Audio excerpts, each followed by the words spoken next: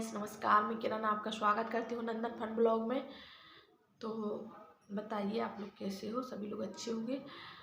तो आज कोई ब्लॉग नहीं है, बहुत दिनों बाद मैं ये वीडियो बना रही हूँ और क्या बनाऊँ मुझे ये भी समझ में नहीं आ रहा आप लोगों से क्या बात करूँ, लेकिन ज़रूरी भी है। तो आप लोगों को वाई टाइटल पता ही चल गया होगा कि मेरे पापा जी एक्सपायर हो गए हैं, ससुर जी। और वो 12 तारीख को एक्सपायर हो गए थे। 24 तारीख को उनकी त्रयोदशी थी। आज 27 तारीख है। सभी लोग, दीदी लोग चली गई हैं, सब मेहमान भी चले गए हैं, कुछ लोग आज गए हैं। तो उनकी तबीयत सही नहीं रहती थी, ख़राब रहती थी। उनको मतलब पैरालिसिस था काफ़ी सालों से। तो मतलब मेरी शादी के पहले से ही था, लेकिन मेरी शादी टाइम वो पोटी वगैरह अपने मन से मतलब करना उनका, ये सब चीज़ें कर लेते थे, खाना खाना हर चीज़। मेरी शादी के बाद भी करते रहे ये सब चीज़, लेकिन फिर एक टाइम ऐसा आया 3-4 साल बाद मेरी शादी के कि उनको लेके जाना पड़ता था। तो मतलब मैं या ये जितना मतलब यदि ये रहे सुबह शाम तो ये, और दिन में जैसे हुआ तो मैं लेकर जाती थी। तो ये तो ठीक था जब तक, लेकिन हाँ अप्रैल से उनकी तबीयत ज़्यादा ख़राब हो गई थी। पता नहीं कैसे क्या हुआ, मतलब पोटी इतनी लगी उनको कि किसी दवा से सही नहीं हो रही थी। 15 दिन हो गए उनको, हर दवा करा के मतलब हार गए हम लोग, हर डॉक्टर को दिखा के हर चीज़। फिर एक दवा से उनको आराम मिला, तो फिर मतलब उससे आराम ही मिला, लेकिन उसके बाद तबीयत जो डाउन गई उनकी, फिर वो डाउन ही होती गई। उनको फिर वो बिस्तर पर हर चीज़ आ गई, उनका खाना पीना मतलब लेटरिन बाथरूम हर चीज़ बिस्तर पे होने लग गई फिर। तो मतलब उनका तभी से रोटेशन बिगड़ा। तो 5-6 महीने से उनकी तबीयत ज़्यादा ही ख़राब थी।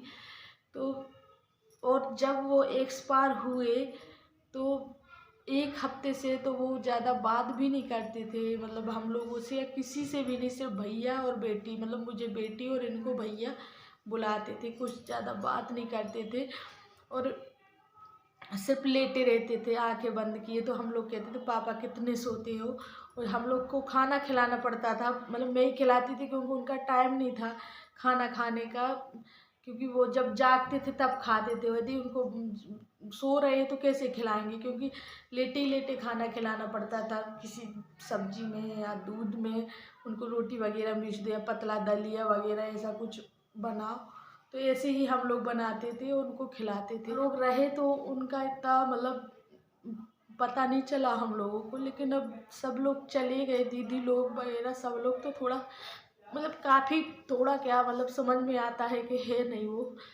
पार हुए 12 तारीख को, तो उस दिन तो उसके एक दिन पहले उन्होंने दूध दलिया खाया, शाम को इन्होंने खिलाया, क्योंकि वो बहुत ज़्यादा ऐसा लगता था जैसे अटक गया है। तो मैं ही खिलाती थी खाना, तो मैंने इनसे कहा आप खिलाना पांडे जी, मुझको डर लगता है कहीं पापा को अटक ना जाए। तो बोले ठीक है मैं खिला दूँगा। तो इन्होंने एक दिन पहले शाम को दूध दलिया खिलाया 5 साढ़े 5 के लगभग, और सुबह एक्सपायर हुए हैं पापा। तो मैं जब उठी तो हम लोगों का, दोनों लोगों का ये था कि जब जो भी उठेगा पापा को देखने एक बार ज़रूर जाएगा कि पापा सो रहे हैं सही से, कैसे सो रहे हैं, क्योंकि वो 1-2 बार गिर भी गए थे सोते हुए, तो उनको देखना बहुत ज़्यादा हो गया था। तो उनके लिए ये उठे होंगे 3:30 बजे टॉयलेट वगैरह करने के लिए, तो ये देख कर आए तो वो सही थे, सही लेटे थे, सो रहे थे। और मैं उठी 6:30 बजे के लगभग, तो मैंने बाहर झाड़ू लगाई, बाउंड्री में झाड़ू लगाई। और उस दिन मैं पहले पापा के पास नहीं गई, नहीं तो मैं सुबह उठ के सीधा पापा के पास जाती थी। उस दिन नहीं गई मैं, पता नहीं क्यों, लेकिन मैं झाड़ू वाड़ू लगा के वहाँ से आई, फिर मैं अंदर आई, तब मैं पापा के पास गई। तो पापा मतलब आंखें तो बंद किए ही रहते थे वो, और ऐसे मतलब हिचकी टाइप की ले रहे थे, ऐसे ऐसे कर रहे थे। तो मैंने मुंह खुला था और आँखें बंद थी। तो वो कहते हैं ना वो श्वास चलती है आखिरी, कुछ वही शायद हो रहा था। मैं उसको समझ नहीं पाई क्योंकि मैंने कभी ऐसा देखा नहीं किसी को। तो मैं पांडे जी के पास गई जब तक, तो मैंने उनसे बोला कि कितना टाइम हो गया, इतने टाइम तक सो रहे हो, उठ जाओ और पापा पापा को देखो, पापा का थोड़ा ऐसे कर रहे हैं। तो ये उठ के आए तो इन्होंने देखा तो जब तक मैं अपना वो घड़ी करने लग गई तो ये आए, तो इन्होंने पहले गर्म पानी किया, क्योंकि रोज डेली पापा को 1 गिलास गर्म पानी सुबह से पिलाते थे।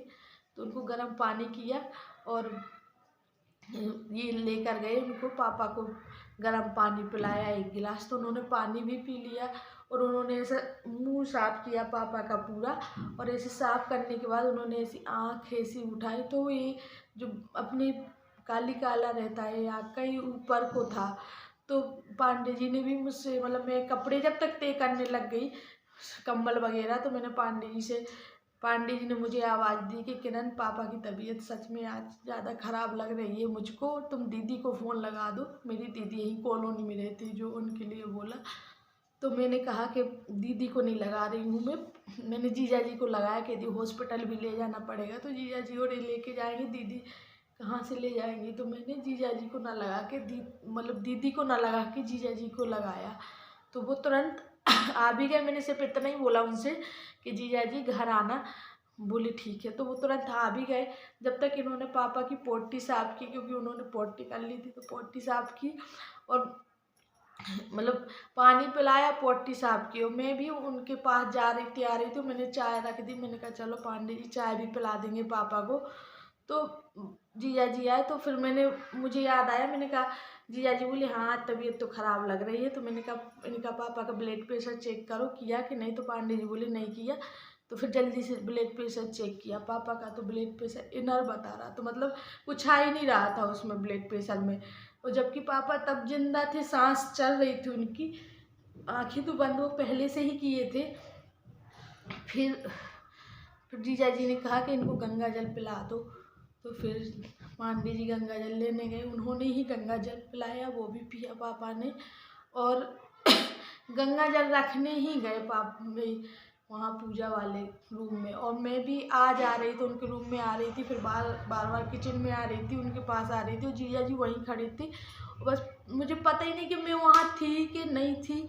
और बस जीजा जी करने लग गए पापा पापा पापा, मतलब कब ये सांसें चलते चलते बंद हो गई, मतलब पता ही नहीं चला किसी को, मतलब कि अब नहीं है। लगाया, वो आई जल्दी जल्दी, उनने भी ऐसे ऐसे सब किया। फिर कहा जल्दी जल्दी हॉस्पिटल लुवा के गए, तो वहाँ डॉक्टर ने बता दिया कि अब कुछ नहीं हो सकता है। और जब तक दीदी लोग रहीं तो थोड़ा अच्छा लगता रहा, क्योंकि सभी लोग थे, बच्चे भी थे, मतलब दीदी लोग सब लोग थी, तो अच्छा लग रहा था, क्योंकि बातचीत होती रही। लोग चली गई तो बहुत बहुत ही ज़्यादा बुरा लग रहा है, बहुत ज़्यादा खालीपन। और लोगों को तो अभी भी नहीं लगता कि पापा नहीं है, क्योंकि हम लोग भूल जाते हैं। कुछ चाय वगैरह बनाते हैं तो उनकी गिलास में, मैं तो गिलास में छान देती हूँ चाय के, पापा के लिए है, या ये भी कुछ मतलब उस तरफ जाते हैं, उनके रूम तरफ, या कहीं से आते हैं तो रूम में चले जाते हैं कि पापा को एक बार देख ले कि पापा कैसे हैं। फिर याद आता है कि है ही नहीं पापा। लिए तो बहुत ही वो है, कठिन है, इसलिए क्योंकि मेरे लिए हमेशा उन्होंने हर चीज़ में सपोर्ट किया, हर चीज़ में मेरे लिए। कभी भी मतलब ये नहीं रहा कि मैं उनके लिए बहू बेटी की तरीक़ा से उन्होंने रखा। हमेशा कोई या कुछ खरीदना हुआ, या मैंने कहा पापा ऐसा लेना है, तो कभी मना नहीं, हाँ ऐसा कर लो। हमेशा कहा उन्होंने, 7 बेटियां हैं मेरी, 8वीं तुम भी मेरी बेटी हो। कभी उन्होंने बहू की तरीके से तो रखा ही नहीं मुझे, कभी भी नहीं। और जब कहते हैं ना लोग बाग के सबसे ज़्यादा ससुराल में कौन चाहता है तुमको, ससुराल में सबसे ज़्यादा, तो वो मतलब था कि सबसे ज़्यादा मेरे पापा जी मुझे, मतलब ससुराल पक्ष से था कि वो सबसे ज़्यादा चाहते थे, बहुत ज़्यादा। चल के वीडियो कैसे क्या बनते हैं पता नहीं, मुझे सोच रही हूँ कि बनाऊँ, इसलिए क्योंकि मन लगा रहेगा। दीदी लोग भी बोल के गई हैं कि तुम अपना पढ़ना स्टार्ट कर दो, कुछ तैयारी वगैरह, तो तुम्हारा बट जाएगा, दिमाग खाली रहोगी तो वही सोचोगी, दिमाग में वही आएगा। सब ये कि मैं सबसे ज़्यादा उनके साथ रही हूँ। 11 साल हो गए हैं मुझे रहते रहते। मैं गई नहीं, क्योंकि उनको छोड़ के जा ही नहीं सकते थे। घर में एक ना एक ज़रूरी था, कोई ना कोई तो मैं ही रहती थी घर में। कोई इनको मतलब ऑफिस जाना पड़ता तो मैं ही नहीं, तो मुझे ज़्यादा मतलब वो लगता। कल से अभिनंदन भी स्कूल जाएगा, पांडे जी भी ऑफिस जाएगी, 15 दिन हो गए हैं, तो कल से क्या होगा मुझे नहीं पता। कैसे टाइम पास होगा, क्या होगा, समझ में नहीं आता। कुछ कोशिश करूँगी कि मैं और वीडियो डालूँ, बनाऊँ, क्या बनाऊँ, कैसे बनाऊँ, ये मुझे अभी कुछ पता नहीं, लेकिन हाँ बनाऊँगी। जो भी बनेगा तो आप लोगों को मिलेगा ही मिलेगा।